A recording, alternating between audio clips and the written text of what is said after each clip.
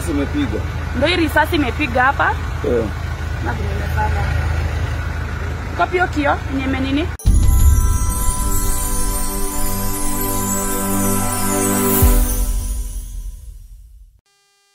Ladies and gentlemen, welcome to FJ Media. For those people who have not subscribed to FJ Media, make sure you have subscribed to FJ Media 1.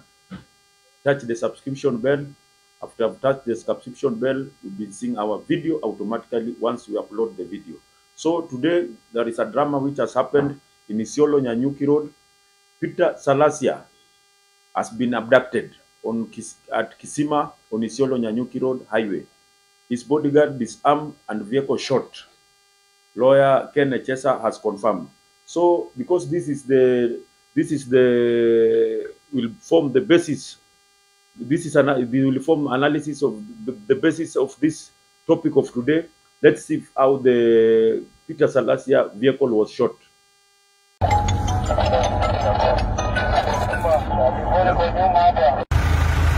Maana vile risasi imepiga. Ndio hii risasi imepiga hapa. Na vile imefanya. Kopio kio nyeme nini? You have seen how Peter Salasya vehicle was shot, and we condemn that incident. People who have tried to do that for a member of parliament, we condemn this incident as FJ Media. So why do you think Peter Salasya was abducted? You know, Peter, this is politics. It can be two-way traffic, because Peter Salasya, we know him.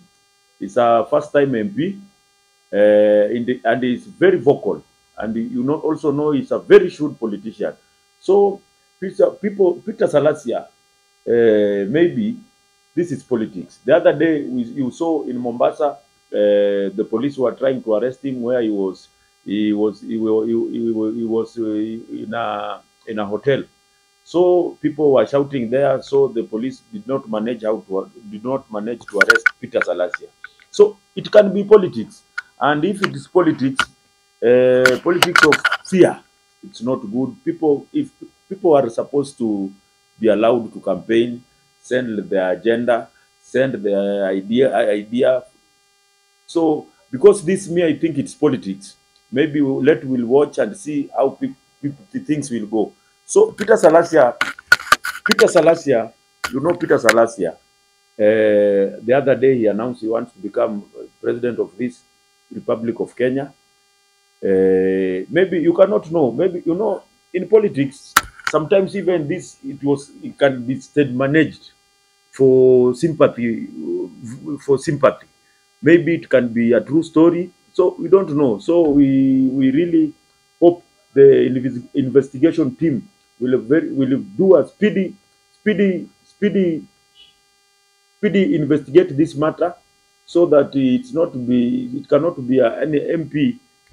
So because MPs are nowadays will fear even to walk, because if you can shot at the daylight, your car can be shot at the daylight. It's a shameful act. This is not how people are supposed to handle the matter. Even if you don't belong to this political, because we know maybe it can be a political rivalry. So if you don't belong to this political group or this one, it's not supposed to shoot the MP car or abduct the MP car. So for those people who have not subscribed to FJ Media, touch the subscription bell there, because this is the place where we're going to get hot news like never before. FJ Media 1, make sure you subscribe, because this is the place where you are going to get hot news. Thanks. God bless. Have a nice day. Make sure we meet in another video. God bless.